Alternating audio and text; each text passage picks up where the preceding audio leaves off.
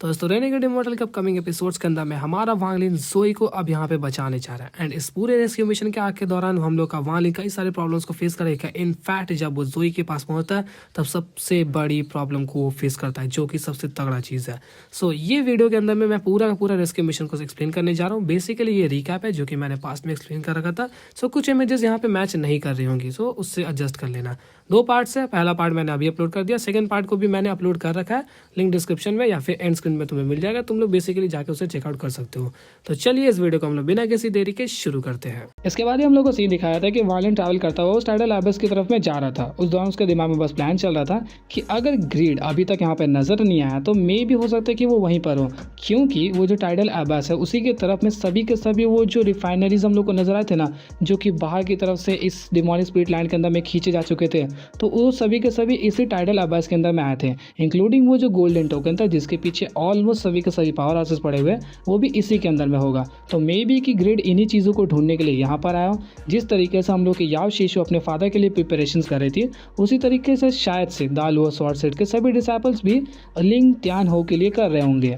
और उसके मन में ये थोड़ा सा डाउट था और अब अपने मन में सोचता है कि अगर ग्रिड वहाँ से निकल गया होगा तो मेरे लिए अच्छी है, लेकिन अगर वो नहीं निकला तो शायद से मुसीबत मेरी बढ़ सकती है। इसी दौरान वाली वहाँ पर ट्रैवल करते हुए इस बारे में भी सोचता है कि वहाँ पर उसने जिस वांगलिन को देखा जो कि एक्चुअली में सेलेस्टियल स्लॉटर आर्ट को प्रैक्टिस कर रहा था, वो एक अलग टाइप की चीज़ थी। क्योंकि जब यहाँ पे एंशिएंट डीमन के साथ में उसकी बातचीत होती है तब एंशिएंट डीमन ने बताया कि वो अपनी इनहेरिटेंस को अभी तक 3 कल्टीवेटर्स को दिए है, जिनमें से एक अभी हम लोग का वांगलिन था एंड पहले जिसे वो दिए थे, एक का नाम तो नहीं बताते, लेकिन एक और था जिसे हम लोग अच्छी तरीके से जानते हैं जो कि था सुयुन। उसने अच्छी तरीके से बताया कि जो सुनयुन था वो बहुत ज़्यादा टैलेंटेड कल्टीवेटर था। उसने काफ़ी जल्दी से इनहेरिटेंस को ऑब्टेन किया एंड इस कैपेबिलिटी तक पहुँच चुका था कि वो खुद की न्यू स्पेल्स को क्रिएट कर सके। और इस चीज़ को सुनकर वांगलिन वहाँ पे हल्का सा चौंका।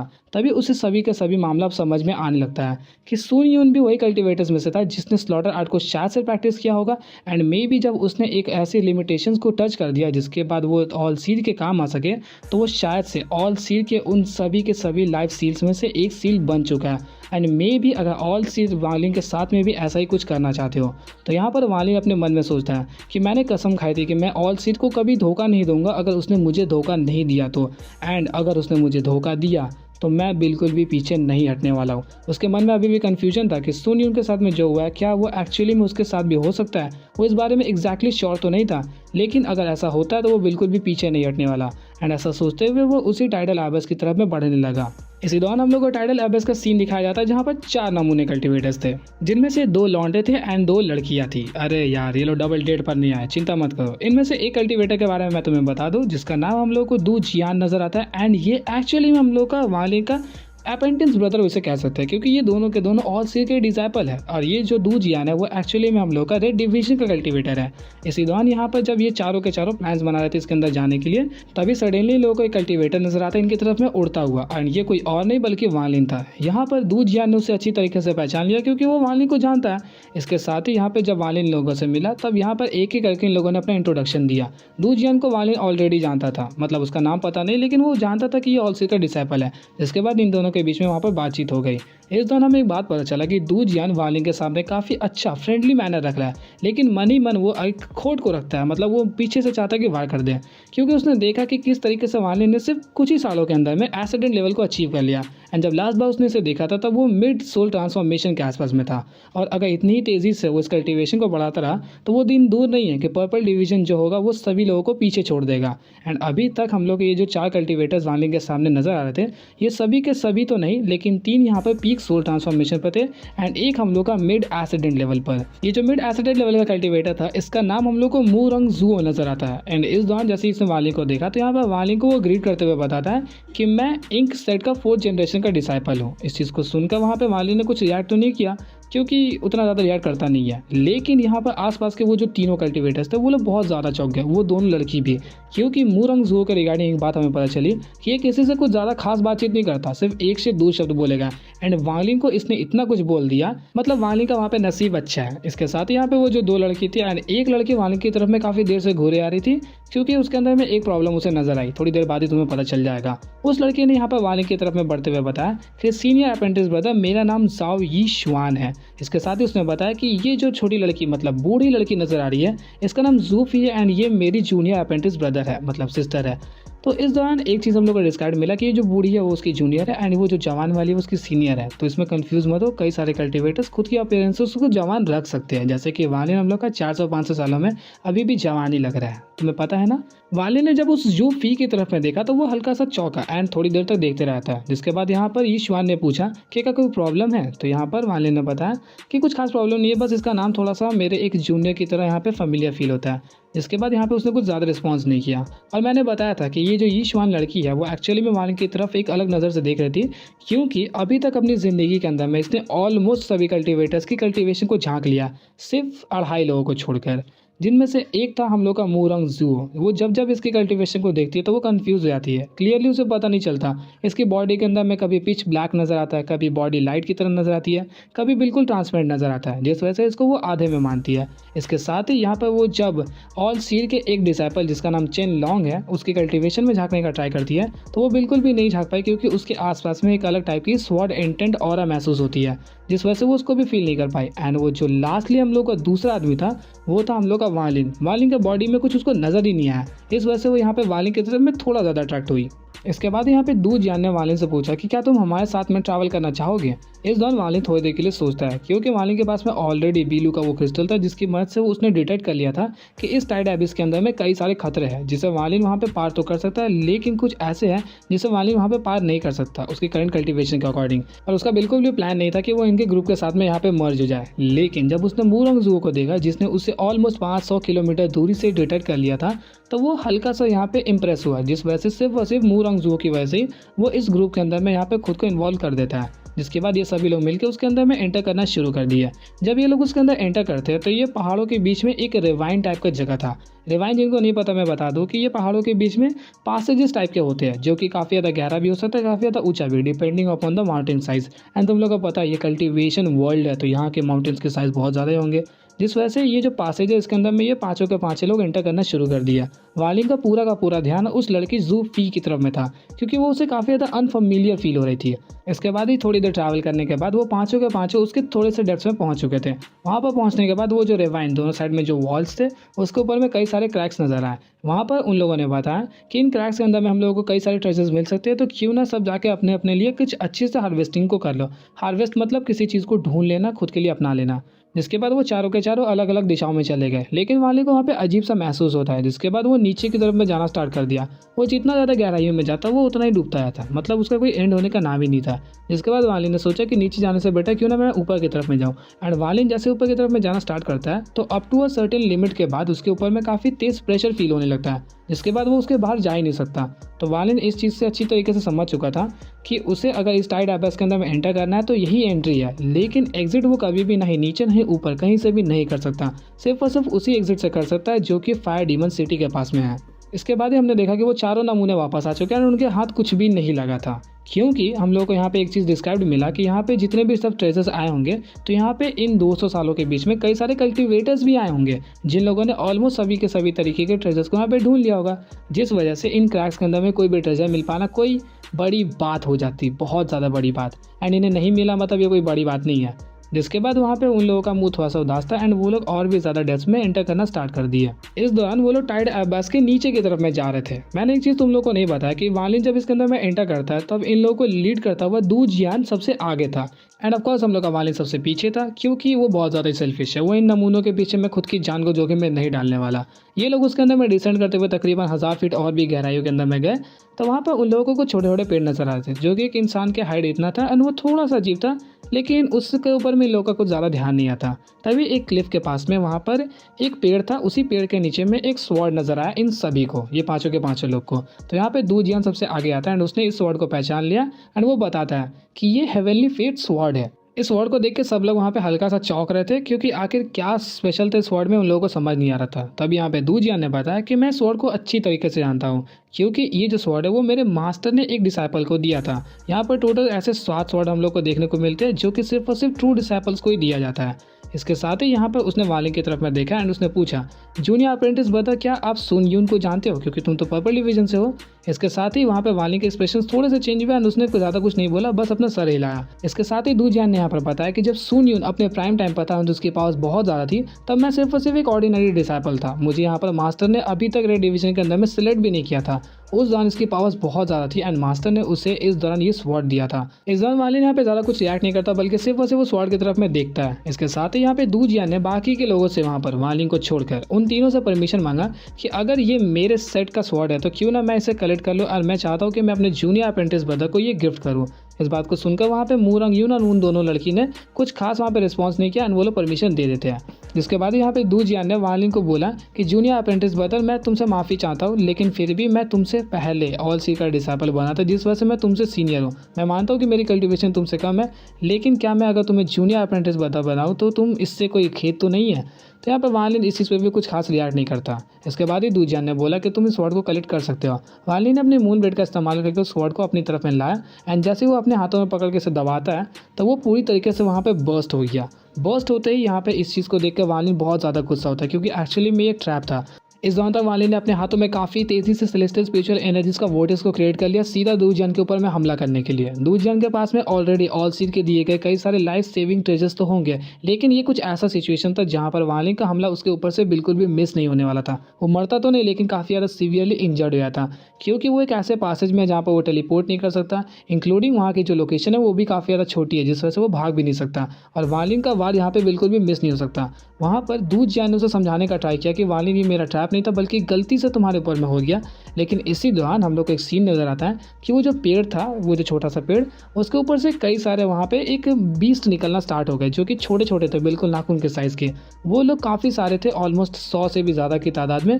वो लोग 5 पार्ट्स में वहाँ पे स्प्लिट हुए थे एंड 5 के ऊपर में हमला कर दिया। इस दौरान सब लोग अपने अपने रास्ते तो भाग गए थे, लेकिन दू जियान ने वहाँ पे एक जेड को निकाला जिसके अंदर से रेनबो लाइट्स निकलना स्टार्ट हो जाती है एंड उसकी बॉडी को पूरी तरीके से कवर कर लिया। वो बॉडी ऐसे ही कवर होती है तो वो जो अलग अलग और भी इंसेक्ट्स जो कि दूसरे के ऊपर में हमला कर रहे थे वो लोग भी उल्टा इसी की तरफ में अट्रैक्ट हो गए। इसकी जान बचाने के बदले इस रेनबो लाइट ने उसको यहाँ पे उल्टा फंसा दिया।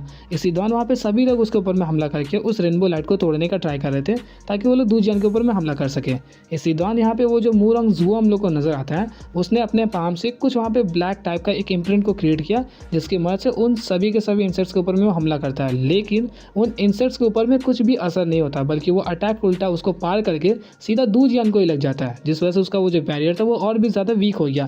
क्योंकि तुम्हें पता है कि मूरंग जुओ के भी कल्टीवेशन काफ़ी ज़्यादा है। इसी दौरान यहाँ पर दू जियान ने वालिन से हेल्प मांगा एंड कहा, ब्रदर वांग, अगर आप मेरी हेल्प करते हो तो मेरे पास में जो भी लाइफ सेविंग ट्रेजर्स है तो मैं आपके साथ में उसे शेयर करूंगा। इस चीज़ को सुनकर वहाँ पे वालिन ने ज़्यादा कुछ रिस्पॉन्स नहीं किया, लेकिन वालिन ने वहाँ पर एक स्टोक को क्रिएट किया जो कि गोल्डन कलर का था। उस दौरान तक वो इतना ज़्यादा चमकने लगा मानो जैसे एक सूरज आ गया हो। इसी दौरान वहाँ पे जो कुछ बीस्ट उसके ऊपर में हमला कर रहे थे वो सभी के सभी इस गोल्डन लाइट की तरफ में अट्रैक्ट हो जाते हैं। वालिन ने एक चीज़ को ऑलरेडी नोटिस कर रखा था कि यहाँ पे जो बीस्ट है वो लाइट की तरफ में अट्रैक्ट हो रहा है, अंधेरे की तरफ में नहीं, जिस वजह से वालिन ने यहाँ पे उस गोल्डन सिंबल को क्रिएट किया। लेकिन वो सभी के सभी बीस्ट जो थे अब वो वालिन की तरफ में बढ़ने लगे, जिस वजह से वालिन पीछे हटते हुए वहाँ पे और भी कुछ सिंबल्स को क्रिएट करता है। ये सभी के सभी वन स्टोक सिंबल्स थे लेकिन ऑलमोस्ट 8 से 10 थे, जिस वजह से वो सभी के सभी बीस्ट उस तरफ में अट्रैक्ट हो गए। वालिन ने कुल वहाँ पे 11 सिंबल्स को क्रिएट कर दिया था, जिस वजह से वो सभी के सभी बीस्ट उन सभी अलग अलग सिंबल्स के ऊपर में चले आते हैं। इसी दौरान वालिन अपना हाथ बढ़ाता है सीधा दू जियान की तरफ में उसे पकड़ने के लिए, लेकिन दू जियान के पास में भी कई सारे लाइफ सेविंग ट्रेजर्स थे जिनमें से उसने यहाँ पर एक अलग टाइप के स्पेल को इस्तेमाल किया जिसकी मदद से उसकी बॉडी के अंदर से वहाँ पे कई सारे रेड कलर के छोटे छोटे पिल्स बाहर की तरफ में रिलीज होने लगे। इस दौरान हमें पता चलता है कि ये एक अलग टाइप का स्पेल है जिसकी मदद से कोई भी कल्टीवेटर अपनी ऑरिजिन ब्लड को वहाँ पे यूज करता है, ऑरिजिन सोल की ब्लड को यूज करता है जिससे वो हमला कर सके। और ये एक ऐसा हमला था कि अगर वालिन के भी बॉडी को टच कर दे तो उसकी बॉडी के अंदर में भी छेद कर सकता है। वालिन जैसे अपना हाथ उस तरफ में बढ़ाता है तो दू जियान का ये हमला रिलीज हुआ जिस वजह से वालिन को थोड़ा पीछे की तरफ हटना पड़ा।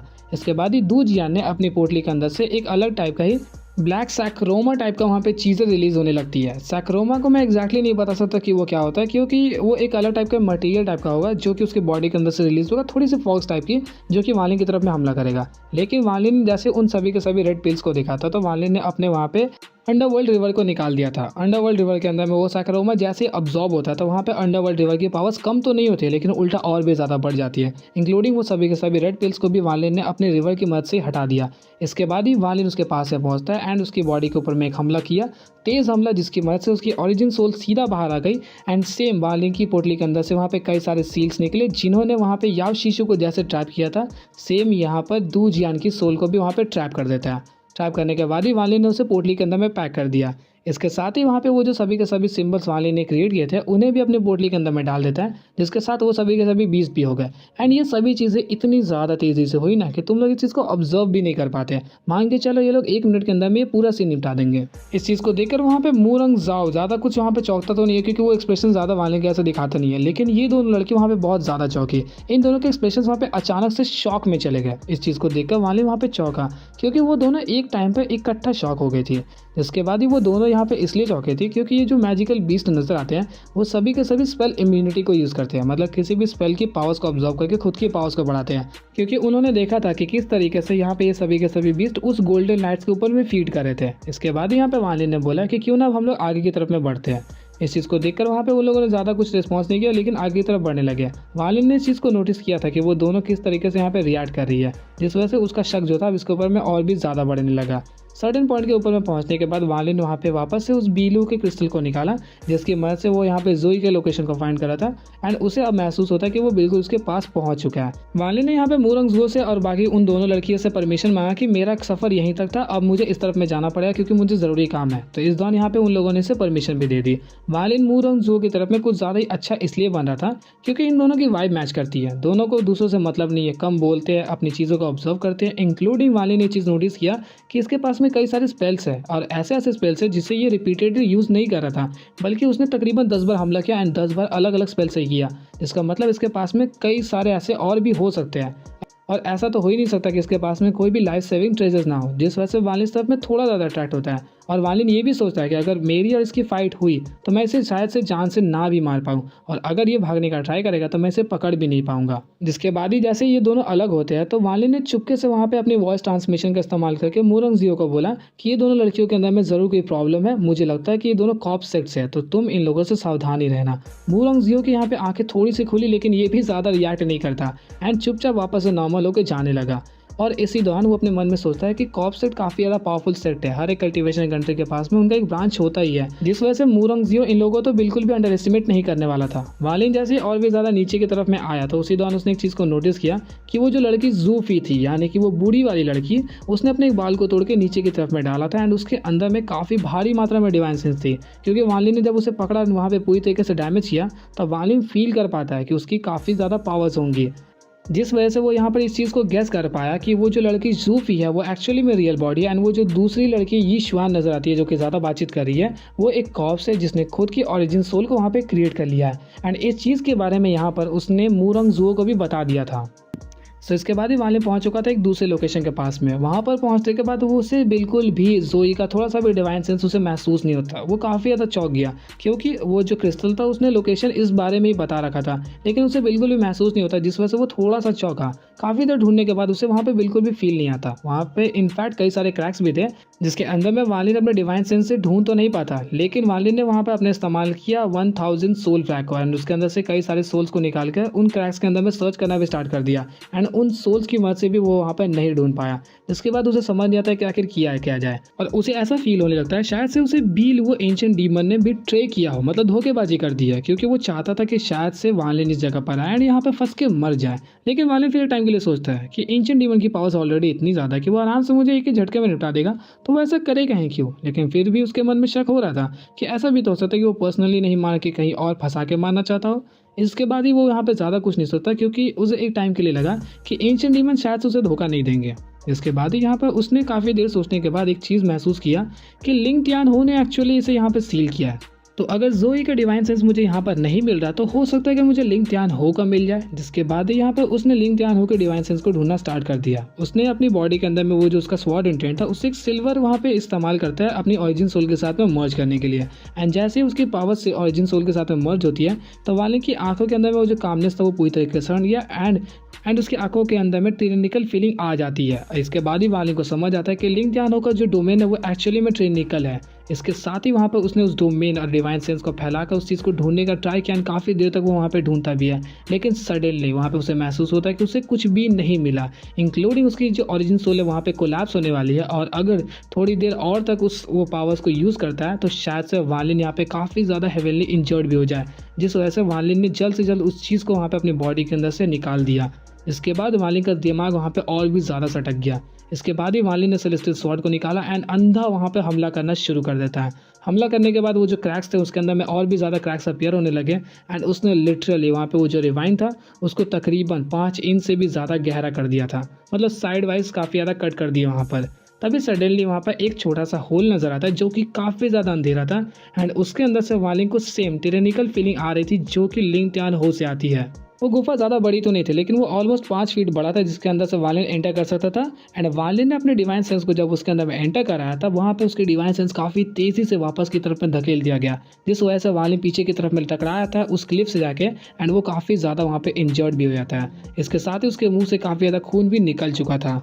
इसके साथ ही वालिन इस चीज़ को महसूस कर पाता है कि सिर्फ एक छोटा सा डिवाइन सेंस जो कि लिंग त्यान ने यहाँ पर छोड़ दिया, इस वजह से एक एसिड लेवल का कल्टीवेटर इतना ज़्यादा अगर इंजर्ड हो सकता है तो सोचो कि असली लिंग त्यान की पावर्स कितनी ज़्यादा होगी, कौन से लेवल पर होगा वो। इसके साथ ही वो यहाँ पर बड़बड़ाता है कि लेट स्टेज एसिडेंट के जो कल्टीवेटर्स होते हैं वो फर्स्ट स्टेप के बिल्कुल लास्ट पर होता है। इसके साथ ही कोई भी कल्टीवेटर यिन यान स्टेज के अंदर में एंटर करता है ताकि वो सेकंड स्टेप के अंदर में जा पाए, लेकिन उसे एग्जैक्टली तो नहीं पता कि लिंग त्यान की कल्टीवेशन कितनी ज़्यादा होगी। लेकिन एक बार ऑल सीड ने उसे बताया कि उसकी कल्टीवेशन ऑलमोस्ट सेकंड स्टेप के लास्ट स्टेज पर है, मतलब निर्वाणा जो होता है वो ऑलमोस्ट 3 लेवल्स में बिलोंग करता है, स्राइसर, क्लीनर एंड निर्वाणा शैटरर।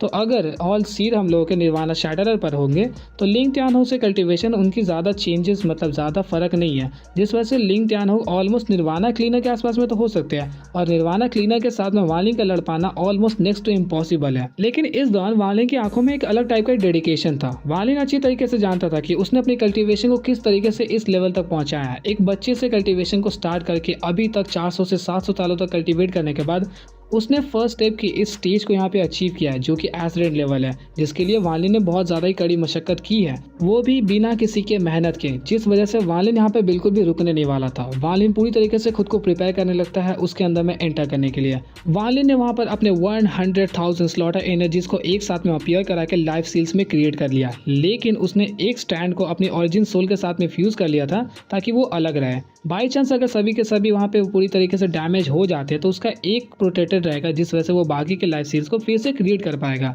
इसके साथ ही उसने अपने बैग ऑफ होल्डिंग्स के अंदर से डेविल आर्मर को निकाल लिया और अपनी बॉडी के तरफ में आसपास में पूरी तरीके से वहाँ पे एक कवर को क्रिएट कर लिया उसके अंदर से वो जो ब्लैक गैस निकलती है उसकी मदद से, जिसके बाद उसके पास में एक सेकेंड लेयर का भी यहाँ पे डिफेंस क्रिएट हो गया। इसके साथ ही उसने यहाँ पे 10 गोल्डन सिंबल्स को क्रिएट कर दिया। उसके आसपास में वो इंसेक्ट्स अभी भी फ्लोट कर रहे थे, जिस वजह से एक और पावरफुल बैरियर उसकी बॉडी के आसपास में आ चुका था। इतने से मन नहीं बढ़ता वालिन का। वालिन ने वहाँ पे निकाल दिया 1 बिलियन सोल फ्लैग को एंड उसके अंदर से 100 मिलियन सोल्स को भी निकाल कर एक काफ़ी तगड़ा डिफेंस को क्रिएट कर लिया और अब वालिन तैयार था उसके अंदर में एंटर करने के लिए। भाई बहुत मज़ा आने वाला है तुम्हें इस चैप्टर के अंदर में, बस देखते जाओ। जोई कोई ऐसा कल्टीवेटर नहीं है जिसके वालिन के साथ में कुछ ज़्यादा अच्छे रिलेशनशिप थे, गहरे रिलेशनशिप थे, लेकिन एक्चुअली में सेलेस्टियल ड्रीम में जोई ने उसके लिए जो भी कुछ किया वो वालिन के दिल के अंदर में एक गहरा छाप छोड़ के आती है। एक ऐसा आदमी जिसने एक डेड बॉडी के लिए खुद की सोल को वहाँ पे बंद कर दिया ताकि वो उसे सिर्फ देख सके। इसके साथ ही उसने वांगली को अपना एसिडेंट क्रिस्टल को गिफ्ट कर दिया उस कॉप्स को वहाँ पे सिर्फ गार्ड करने के लिए। मतलब इससे हमें पता चलता है कि वो उस कॉप्स के लिए कितना ज़्यादा ही ऑब्सेस्ड था और किस तरीके से जोई स्वॉर्ड स्पिरिट बना रेन सेलेस्टियल स्वॉर्ड का, और तो और उसका सोल रेसिडुअल जो बचा हुआ था उसके अंदर की जो भी इनफ्यूटेड थी वो पूरी तरीके से खत्म हो गई। एंड जिस मोमेंट के दौरान ये चीज़ खत्म होती है तो जोई के लिए पूरी दुनिया अब खत्म ही हो चुकी थी, कुछ बचा ही नहीं था। उसका दिल टूट गया और तो और उसकी जो स्वॉर्ड एनर्जी जिसके अंदर में वाइटलिटी थी वो चीज़ भी खत्म हो जाती है और थोड़ी सी जो एनर्जी उसकी बॉडी के अंदर बची थी उसके बाद ही वो बन जाता है एक स्पिरिट बनने के बाद उसने लिंग त्यान को किस तरीके से वहाँ पे वॉइड के अंदर में धकेल दिया। वहाँ पे उन दोनों के बीच में लड़ाई होती है एंड इस दौरान वो सिर्फ और सिर्फ एक ही चीज़ चाहता था, वो था डेथ, ताकि वो जल्द से जल्द मरे एंड उसकी दुनिया यहाँ पे ख़त्म हो जाए, क्योंकि जिसके लिए वो इतना ज़्यादा ऑब्सेस था वही नहीं रही थी। वालिन ने इस सारी की सारी क्रूएल्टी को वहाँ पर खुद ही विटनेस्ड, मतलब अपनी आंखों से देखा था एंड इसी से उसे पता चलता है कि ये जो कल्टीवेशन वर्ल्ड है वो कितना ज़्यादा क्रूएल है। वालिन के दिल में कुछ ही ऐसे लोग थे जिन्होंने अपनी जगह बना पाए, जिनमें सबसे पहले आता हम लोग का सीतुना, दूसरा दूतियान और तो और चीहू अभी भी उसके दिल में है, इंक्लूडिंग हम लोग का जोई। जोई उसके प्रति हमेशा से हम्बल था, जब वो सोल फॉर्मेशन में था तब भी, लेकिन आज वालिन की सिचुएशंस अलग है। अब वो एक एसिडेंट लेवल पर है। पास के दौरान तुम लोगों को याद होगा कि 13 को उसने बचाने के लिए किस तरीके से डीमन जनरल के साथ में वो सीधा भिड़ जाता है बिना अपनी जान की परवाह किए हुए। तो आज भी वो जोई के लिए बिल्कुल वैसा ही करेगा, भले ही उसके सामने लिंग त्यान हो का पावरफुल डिवाइन सेंस ही क्यों ना हो। इसके बाद ही वालिन उसके अंदर में एंटर करता है एंड इस दौरान लिंग त्यान का डिवाइन सेंस उसके ऊपर में सीधा अटैक कर दिया। वालिन ने अपने आउटर मोस्ट डिफेंस को पूरी तरीके से एक्टिवेट कर दिया था, जो कि था 100 मिलियन सोल फ्रैगमेंट्स फ्रैगमेंट्स वो सभी एक साथ में इकट्ठा होकर बन जाते हैं एक तरीके का शील्ड। फिर उसके बाद ही वो जो स्वॉर्ड जो कि उसका डिवाइन सेंस था वो सीधा उसके साथ में टकरा जाता है। लिंग त्यानो का डिवाइन सेंस जो था वो बहुत ज़्यादा पावरफुल था। वो 100 मिलियन सोल फ्रैगमेंट से बने उस शील्ड को पूरी तरीके से चकनाचूर कर देती है एंड सीधा वालिंग की तरफ में बढ़ने लगती है। इस दौरान वालिंग की नज़रों में हम लोग को वो डिटर्मिनेशन नजर आ रहा था कि वो आगे की तरफ ही बढ़ेगा, पीछे बिल्कुल भी नहीं हटने वाला। क्योंकि कुछ लोगों की जिंदगी में ऐसे पड़ाव आते हैं जहाँ पर वो कभी भी पीछे नहीं मुड़ सकते। एक बार अगर वो पीछे गया तो वो अपने सालों की मेहनत को पूरी तरीके से बर्बाद कर देंगे एंड ऐसा मौका वालिंग के सामने फिर कभी नहीं आएगा कि वो पता नहीं कब जोई को बचा सके। इसके बाद ही वालिंग आगे की तरफ में बढ़ता है बिना रुके। उसने एक कदम आगे बढ़ा। इसी दौरान लिंग त्यानो का वो जो स्वॉर्ड इंटेंट था वो आगे की तरफ काफ़ी तेज़ी से बढ़ता है। वालिन ने वहाँ पे कुछ भी नहीं किया बल्कि अपने गोल्डन सिंबल्स को आगे की तरफ में भेज दिया, जिसके साथ में वो सभी के सभी इंसेक्ट्स भी थे। जैसे वो डिवाइन सेंस उसके साथ में टकराती है तो वो सभी के सभी इंसेक्ट्स वहाँ पे पूरी तरीके से स्टिफ हो गए, इंक्लूडिंग वो सिंबल्स भी वहाँ पे हिलना बंद कर दिए थे। लेकिन वो जो डिवाइन सेंस था वो पूरी तरीके से रुक गया था। इसके साथ ही वालिन ने पहले यहाँ पे डिवाइन सेंस को पूरी तरीके से रोक दिया, लेकिन इतने से मामला ख़त्म नहीं होता। वालिन ने जिस तरीके से यहाँ पर इसे रोका था, इसने दूसरे डिवाइन सेंस को काफ़ी पावरफुल वे में ट्रिगर कर दिया कि वो अगली बार और भी ज़्यादा पावरफुल वे में आएगा। इसके बाद ही वहाँ पर आता है लिंग त्यानो का सेकेंड डिवाइन सेंस। इस दौरान ये और भी ज़्यादा पावरफुल था। उसके अंदर से अलग टाइप की दहाड़ने की आवाज़ आ रही थी एंड वहाँ का वो जो क्लिफ था वो भी हिलना स्टार्ट हो गया। इसी दौरान वालिन के सामने में वो सोल फ्रैगमेंट्स तो है नहीं जिससे वो उस चीज़ को रोक सके, जिस वजह से वालिन ने उस अटैक को डायरेक्टली अपने डेविल आर्मर के ऊपर में ले लिया। वालिन के बॉडी के अंदर से वो डेविलिश एनर्जी काफ़ी तेज़ी से रिलीज होना शुरू हो जाती है, लेकिन उस स्वॉर्ड इंटेंट के साथ में मैच होते ही वहाँ पर वो पूरी तरीके से कोलैप्स हो गया। इसी दौरान वालिन को ऐसी फीलिंग आने लगती है कि अगर वो पीछे की तरफ नहीं हटा तो शायद से वो यहाँ पर मर भी जाएगा, लेकिन ये सिर्फ और सिर्फ एक फीलिंग ही थी। और तुम सभी को पता है कि वालिन का जो सेल्फ कंट्रोल है वो कितना ज़्यादा पावरफुल है, जिस वजह से ये सभी फीलिंग्स उसके सामने कुछ भी नहीं है। वो आगे की तरफ बढ़ता है। उसने पहली बार इतने सालों में जब से उसने डेविलिश एनर्जी को यहाँ पे कल्टीवेट करना स्टार्ट किया, उसको पूरी तरीके से अनलॉक करता है। जैसे उसके बॉडी के ऊपर का वो जो शैटर्ड डेविल की एनर्जी पूरी तरीके से रिलीज होती है, मतलब उसके बॉडी के ऊपर में एक सील था जिसको वालिन ने खोला, जिसके बाद वालिन के फोरहेड की तरफ से एक इल्यूजनरी वहाँ पे डेविल बाहर की तरफ में आने लगा जिसका एक सीन था एंड इस दौरान वो वहाँ पे हंसता हुआ बाहर आता है बिल्कुल पागलों की तरह, क्योंकि उसका वो जो सील था वहाँ पे पूरी तरीके से खुल चुका था एंड उसकी वो फुल पोटेंशियल थी। तभी उसके सामने में वो स्वॉर्ड इंटेंट आ जाता है।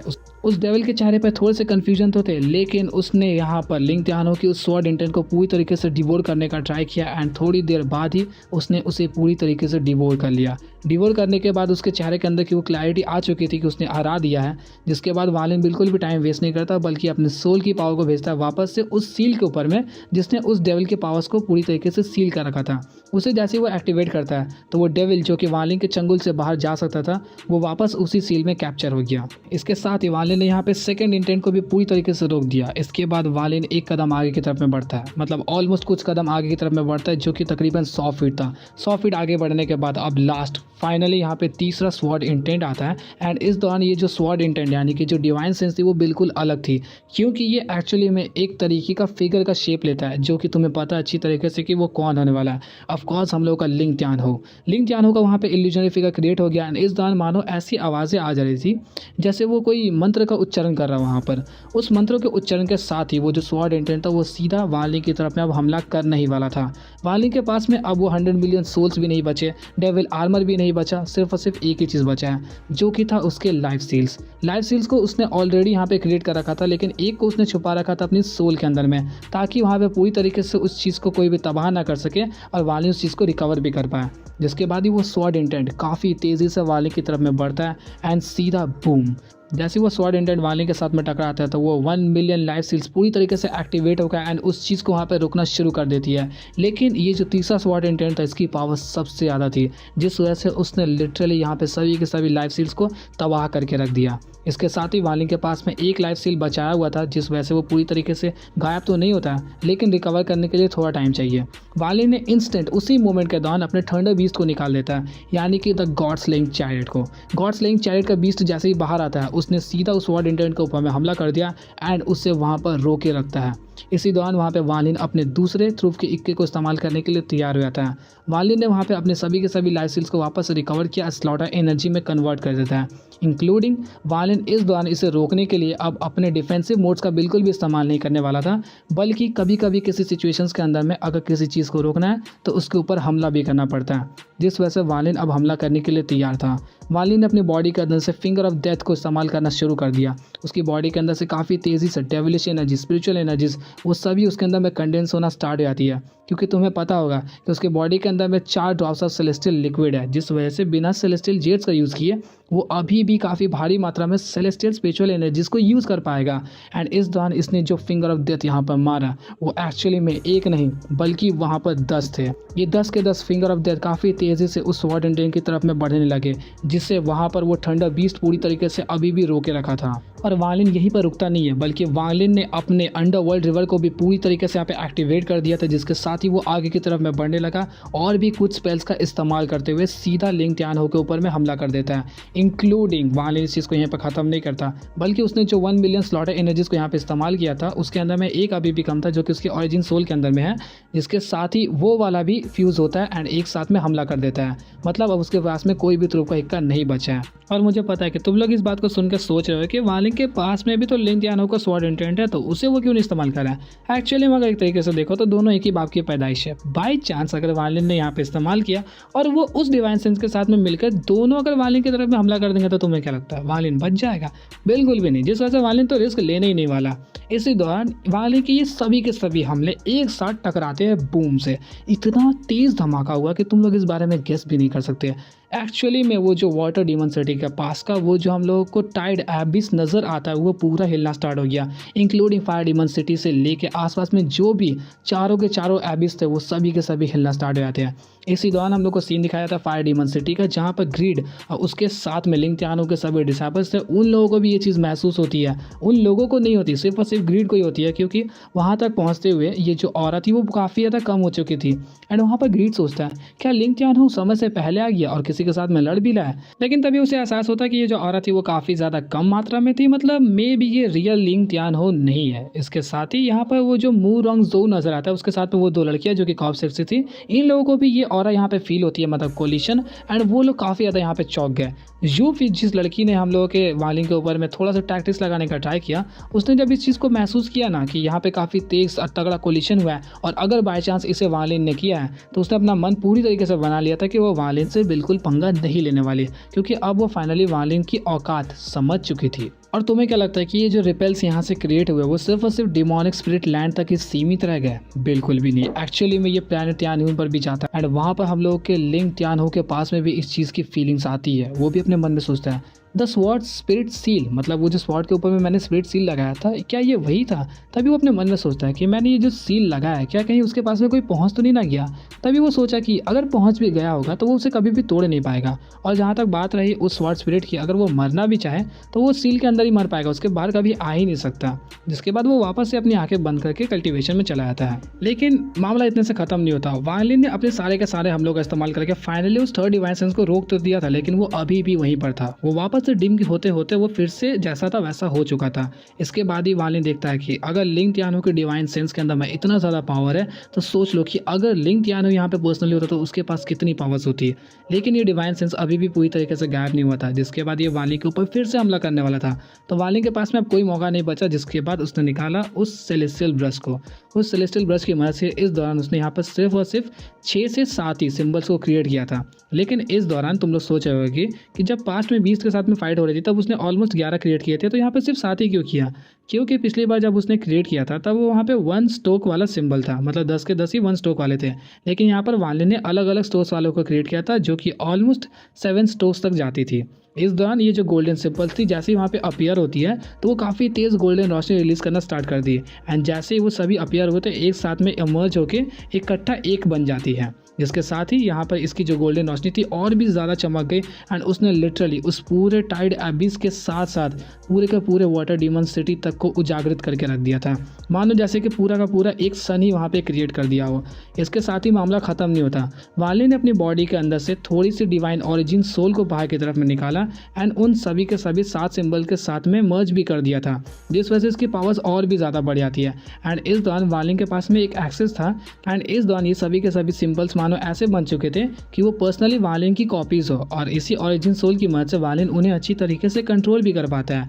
एंड अब ये था फाइनल ब्लो, जिसके साथ ही ये सिंबल और वो जो लिंग त्यानो का स्वॉर्ड इंटेंट था ये दोनों आपस में टकराते हैं। फिर से काफ़ी तेज़ वहाँ पे धमाका होता है, स्ट्रेंज रिपल्स क्रिएट होते हैं एंड इस दौरान पूरा का पूरा वाटर डीमन सिटी हिलना स्टार्ट हो जाती है, इंक्लूडिंग पीपल। वहाँ पे जो आम नागरिक थे वो लोग भी चीज़ को महसूस कर पाते हैं। लेकिन इस हमले के बावजूद भी वो सारे के सारे सिंबल्स वापस से शैटर होकर अलग हो गए, लेकिन वो जो स्वॉर्ड इंटेंट था वो वहाँ पे डिम होता है, पूरी तरीके से गायब नहीं। जैसे ही वो थोड़े से गायब होने के लक्षण दिखाता है, वो वापस से क्रिएट हो जाता है लिंग त्यानो के अंदर। एंड इस दौरान यहाँ पे वालिन के पास में कोई मौका नहीं बचा, जिस वजह से वालिन ने इन सभी के सभी सिंबल्स का इस्तेमाल किया उसको ट्रैप करने के लिए। इस दौरान तक वालिन की जो ओरिजिन सोल उन सभी के सभी सिंबल्स के अंदर थी वो काफ़ी भारी मात्रा में डैमेज हो चुकी थी, और किसी भी कल्टिवेटर के लिए ओरिजिन सोल का डैमेज हो पाना बहुत ज़्यादा बड़ा नुकसान हो सकता है। लेकिन वालिन पूरा रिस्क लेने को तैयार था। ये सभी के सभी सिंबल्स वापस से वहाँ पे कंडेंस होते हैं एंड उसने काफ़ी तेज़ी से घेरते हुए उस स्वॉर्ड इंटेंट को वहाँ पे पूरी तरीके से ट्रैप कर दिया। वो उसे ज़्यादा देर तक वहाँ पर ट्रैप तो नहीं कर सकती थी, लेकिन अपने हद तक जितना देर कर पाएगा उतना देर वो करता ही है। इसके बाद वालिन आगे की तरफ में बढ़ता है। उसके कपड़े पूरी तरीके से फट चुके थे, उसके मुंह से लिटरली 5 बार यहाँ पे खून निकला और वो बहुत ज़्यादा ही इंजर्ड था। जिसके बाद वालिन जैसे आगे की तरफ बढ़ता है तो उसे एक सीन नज़र आया जहाँ पर एक पर्पल आदमी जिसके दोनों हाथ ऊपर की तरफ बंधे हुए थे, सर नीचे की तरफ, एंड नीचे से काफ़ी तेज़ी से पर्पल ऑरा उसकी बॉडी के अंदर में कंडेंस होती जा रही थी। और ये आदमी कोई और नहीं था बल्कि जोई था। जोई के नीचे में तकरीबन 30 फीट बड़ा एक फॉर्मेशन को क्रिएट किया गया था, जिसके अंदर में 4 स्वॉर्ड्स थे। चारों स्वॉर्ड्स के अंदर से काफ़ी तेज टेरिफाइंग और रिलीज हो रही थी, इंक्लूडिंग उनके ऊपर में एक गोल्डन कलर का फिस्ट बॉल था जिसके अंदर से लाइट भी एमिट होती है। वो चारों स्वॉर्ड्स वहाँ पे एक साथ में गोल्डन लाइट को रिलीज करते थे जो कि एक जगह पे इकट्ठा हो रही थी, इंक्लूडिंग उन्हीं के नीचे से वो पर्पल लाइट्स रिलीज हो रही थी जो कि जोई की बॉडी को धीरे धीरे करके वहाँ पे खोखला कर रही है या फिर किसी तरीके से डैमेज कर रही है, और वो पर्पल बनते जा रहा है। उसकी पूरी बॉडी पर्पल थी, सिर्फ उसके आईब्रोज के बीच में थोड़ा सा गोल्डन लाइट चमक रहा था। तभी हमें पता चला कि लिंग त्यानो ने पर्सनली इस फॉर्मेशन को क्रिएट किया है जिसका नाम है celestial refining demon transformation formation. यहाँ पर हमें पता चलता है कि लिंग त्यानो ने 4 छोटे छोटे स्मॉल वर्ल्ड्स को एक तरीके से रिफाइन करके 4 स्वॉर्ड्स में बना दिया था, और ये जो चारों स्वॉर्ड्स है वो उन्हीं के प्रोजेक्शन है, इंक्लूडिंग ये जो पर्पल लाइट हम लोग को नीचे से नजर आ रही है, ये एक्चुअली में डिमोनिक ऑरा है जो कि वाटर डीमन सिटी के सोल रेमिनेंट से आ रही है। तुम्हें पता होगा कि सब डीमन सिटी वालों के पास में अपने ही एंशिएंट डीमन के सोल रेमिनेंट है, तो ये एक्चुअली में वाटर डीमन सिटी के एंशिएंट डीमन का था। ये सभी पर्पल ऑरा जो कि जोई के बॉडी के अंदर में कंडेंस हो रही थी वो धीरे धीरे उसकी स्पिरिट को हरा देगी, एंड इन फ्यूचर चल के जब उसकी बॉडी के अंदर से पूरी तरीके से गोल्डन लाइट खत्म हो जाएगी तब वो एक्चुअली में उस एंशिएंट डीमन का बॉडी बन जाएगा। वैसे लिंग त्यानो का कोई प्लान नहीं था कि वो यहाँ पर लाके जोई को पूरी तरीके से सील करवा दे, क्योंकि तुम लोगों को याद होगा कि जब उस दौरान फाइट हुआ था तब वहाँ पे उस व्हाइट रोब वाली कल्टिवेटर यानी कि हम लोगों के किंग श्वान ने काफ़ी बुरी तरीके से लिंग त्यानो को इंजर्ड कर दिया था, जिसके बाद ही उसने यहाँ पे जोई को अपना सेलेस्टियल स्वॉर्ड का स्पिरिट बना दिया, इंक्लूडिंग उसे कई सारे स्पेल्स भी दिए, जिसके बाद जोई की भी पावर्स काफ़ी ज़्यादा बढ़ गई। ऑलरेडी यहाँ पर लिंग त्यानो उस प्रिंट की वजह से काफ़ी ज़्यादा वहाँ पे इंजर्ड हो चुका था, लेकिन फिर भी जब उसे रेन सेलेस्टियल स्वॉर्ड मिला तब वो उसे पूरी तरीके से अपनाना चाहता था। एंड इस दौरान तक यहाँ पे जोई जब उसका स्वॉर्ड स्पिरिट बन चुका है तो वहाँ पर लिंग त्यानो उस स्वॉर्ड को निकाल भी नहीं सकता, क्योंकि अगर वो उसे निकालता तो जोई उसे पूरी तरीके से कंट्रोल कर पाता। एंड यहाँ पर जोई की पावर्स बढ़ चुकी थी और उस सेलेस्टियल स्वॉर्ड की मदद से वहाँ पे आराम से वो लिंग त्यानो को हरा भी सकता था। इतनी ज़्यादा मार खाने के बाद लिंग त्यानो के लिए काफ़ी ज़्यादा शर्मनाक बात हो चुकी थी, तो अब वो करे क्या उसे समझ नहीं आता। इसके बाद ही लिंग त्यानो के पास में कोई ऑप्शंस नहीं थे, तो उसने जोई को अपने पीछे भगाया और वहाँ पे लेके चला था डिमोनिक स्पिरिट लैंड के अंदर में। डिमोनिक स्पिरिट लैंड के अंदर में लाने के बाद इसे फॉर्मेशन में फंसा देता है, जिसके साथ ही एंशिएंट डीमन के साथ में जो उसका अग्रीमेंट होगा शायद से वो पूरी तरीके से खत्म हो गया, क्योंकि most of the ancient demons के जो रेमिनेंट्स है वो लोग अपने ही प्लान्स बनाते हैं दूसरे वाले को डिवोर करने के लिए, तो इनका ये कोई प्लान होगा। तो इस तरीके से यहाँ पे लिंग त्यानो ने एक ही पत्थर से 2 निशाने किए, एक तो अपना एग्रीमेंट भी पूरा कर लिया, दूसरा जोई को ये निपटाने का भी प्लान कर लेता है, क्योंकि अगर जोई को पूरी तरीके से यहाँ पे अगर ये डिवोर कर लेता तो लिंग त्यानो के पास में एक्सेस मिल जाता कि वो आसानी से उस रेन सेलेस्टियल स्वॉर्ड को यूज़ कर पाए, जो कि पूरे के पूरे सेलेस्टियल ड्रीम के अंदर का नंबर 1 स्वॉर्ड ट्रेजर था, जिसे वो जोई की वजह से इस्तेमाल नहीं कर पाता, क्योंकि जोई ऑलरेडी मरने वाला था और उस स्वॉर्ड के अंदर में जितनी भी पावर्स बची थी वो पूरा इस्तेमाल कर देता लिंग त्यानो के मारने के लिए। उस दौरान जब तिंगर पूरी तरीके से यानी कि हम लोगों की किंग श्वान पूरी तरीके से गायब हुई तो वहाँ पर जोई ऑलरेडी टूट चुका था, उसका दिल मर चुका था, जिस वजह से अब वो नहीं चाहता था कि वो जिंदा रहे, और उस मौके के दौरान वो लिंग त्यानो को जिंदा छोड़ दे, ऐसा तो हो नहीं सकता। इसके बाद वालिन वहाँ पे जाके फाइनली वहाँ पे जोई को बुलाता है। जोई ने जैसे उसकी आवाज़ें खोली तो उसकी आंखों के अंदर में कन्फ्यूजन था थोड़ा सा, और वो जैसे आगे की तरफ देखता तो वो वालिन को देख के बस एक ही बात बोला, चले जाओ यहाँ से, तुम यहाँ मत रुको। इसको सुनकर वालिन वहाँ पे बहुत ज़्यादा मतलब थोड़ा फ्रस्ट्रेशन टाइप का हो गया कि मतलब इतनी मेहनत से मैं इसे बचाने के लिए आया, यहाँ पे ये मुझे जाने के लिए कह रहा है। जिसके बाद वालिन ने बोला कि तुम्हारा दिल ऑलरेडी मर चुका था, शायद मुझे यहाँ आना ही नहीं चाहिए। जिसके बाद यहाँ पे जोई ने रिप्लाई किया कि हाँ, मेरा दिल उसी दिन मर चुका था जिस दिन तिंगर मुझे छोड़ के चली गई। इसके बाद वालिन ने वहाँ पर पूरा मन बना लिया था कि अब वो वहाँ से वापस जाएगा। जिसके बाद वो जैसे एग्जिट की तरफ में जा रहा था, उसी दौरान उसके दिमाग में कुछ चला एंड उसने उस पगोड़ा को बाहर निकाला। पगोड़ा को बाहर निकालने के बाद वो जोई की तरफ में बढ़ा देता है एंड कहता है कि तुमने मुझे बोला था इसका ध्यान रखने के लिए और मैंने काफ़ी दिनों से रख दिया। इस चीज़ को सुनकर जोई ने बस वहाँ पे एक ही शब्द बोला जो कि था तिंगर। लेकिन इसी दौरान वालिन के मन में यहाँ पे कुछ और आता है एंड उसने फाइनली यहाँ पे रियलिटी खोल के रख दी। उसने बताया कि इसका नाम तिंगर नहीं बल्कि किंग शुआन है एंड ये एक्चुअली में सेलेस्टियल एम्परर किंग लिन की बेटी है। इस चीज़ को सुनकर जोई की आंखें वहाँ पे खुली की खुली रह गई। इंक्लूडिंग यहाँ पे वालिन ने यह भी बताया कि शायद से सेलेस्टियल एम्परर किंग लिन अभी भी जिंदा है एंड कहीं पर क्लोज डोर कल्टिवेशन में है। तो इस बात को सुनकर जोई का पूरा होश वहाँ पे संभल जाता है। जिसके बाद उसके मन में बस एक ही प्लान चला कि अगर बाई चांस वो सेलेस्टियल एम्परर किंग लिन को ढूंढ लेता है तो यहाँ पर शायद से वो अपनी बेटी को वापस से जिंदा कर दे या फिर उठा दे। इस चीज़ को सुनते उसके मन में एक आशा आ चुकी थी। जोई और वालिन के बीच में ये जो बातचीत हुई, उसी बीच जब वालिन वापस की तरफ में जा रहा था तब वहाँ पे वो ऑलरेडी बहुत ज़्यादा डैमेज था। तो जोई ने अपने हाथ से मतलब जो उसकी बॉडी पूरी तरीके से पर्पल हो चुकी थी उससे बस एक उंगली को ऊपर की तरफ में किया एंड वहाँ पर वो जो चारों के सारे स्वॉर्ड्स के फॉर्मेशन थे उनमें से एक वो जो गोल्डन लाइट था वो सीधा वालिन की तरफ में बढ़ता है एंड उसके ऑरिजिन सोल के साथ में मर्ज हो जाता है। जिसके बाद उसकी जितनी भी इंजरीज थी सभी के सभी एक ही झटके में हील हो गई। और ये मैं बाद में इसलिए बता रहा हूँ ताकि मैं नॉवल से थोड़ा अलग बोल सकूँ। इसी दौरान यहाँ पे जब जोई ने देखा कि उसके पास में एक उम्मीद की किरण है कि वो वापस से किंग शुआन को जिंदा कर सके, तो उसके अंदर में जीने की फिर से इच्छा आ जाती है। जिसके बाद जोई ने अपने डिवाइन सेंस का इस्तेमाल करके लिंग त्यानो के डिवाइन सेंस को पूरी तरीके से हरा दिया। मैं मानता हूँ कि लिंग त्यानो का स्वॉर्ड इंटेंट काफ़ी ज़्यादा पावरफुल था लेकिन जोई के मुकाबले बहुत ज़्यादा वीक था, जिस वजह से जोई ने आराम से निपटा दिया। इसके साथ ही उस फॉर्मेशन को तोड़ के वहाँ पर आसानी से रिलीज हो जाता है। और मैं सोचूँ साला अगर इतने दिनों से वो खुद रिलीज हो जाता तो वो हो क्यों नहीं रहा था। इसके पीछे का रीज़न सिर्फ एक ही है, उसका डेथ हार्ट। वो पहले ही हार मान चुका था कि तिंगर अब कभी जिंदा नहीं होने वाली, जिस वजह से उसका दिल ऑलरेडी टूट चुका था और वो नहीं चाहता था कि वो जिंदा रहे। जैसे उसके अंदर में एक उम्मीद की किरण नजर आई तो वो वापस से फॉर्मेशन तोड़ के आया था। शायद से वालिन को कॉल कर देना चाहिए था, ज़्यादा बेटर होता। सो इसी के साथ आज की इस वीडियो को हम लोग यहीं पे एंड करते हैं। हो कि आप लोगों को वीडियो अच्छी लगी हो और अगर अच्छी लगी इसके लिए एक लाइक तो बनता ही है। तो मिलते हैं आपसे एक और न्यू इंटरेस्टिंग वीडियो के साथ, तब तक के लिए गुड बाय।